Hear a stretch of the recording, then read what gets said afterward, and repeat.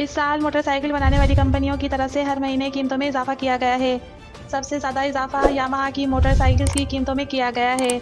Yamaha company ने साल में 14 बार कीमतों में इजाफा किया। इसी तरह होंडा की कीमतों में 9 बार, जबकि सुजुकी की मोटरसाइकिल्स की कीमतों में 5 बार इजाफा किया गया।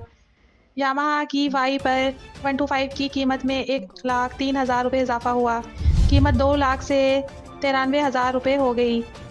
वाई बी 125Z DX की कीमत में 1 लाख रुपये का इजाफा किया गया। ये अब 3,16,000 रुपये की हो गई है। होंडा एटलस की 70 सीसी मोटरसाइकिल की कीमत में साल के अंदर 26,000 से ज़ायद इजाफा हुआ।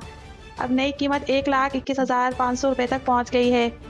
इसी तरह D70 ड्रीम की कीमत 28,400 रुपये की इजाफा से 1,29,900 रुपये तक पहुंच चुकी है।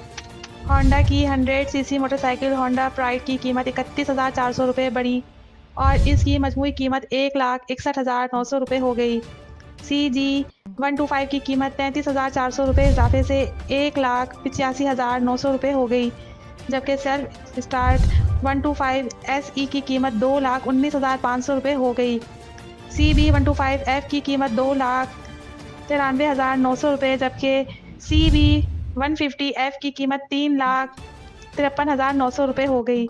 सुजुकी GD 110S की कीमत में 1 साल 45,000 रुपये का इजाफा हुआ। कीमत 2,44,000 रुपये हो गई। सुजुकी GS 150 की कीमत 51,000 बढ़ने के बाद 2,67,000 हो चुकी है, जबकि GIR 150 की कीमत 70,000 रुपये बढ़ी, जो कि अब 3,85,000 रुपये तक पहुंच चुकी है।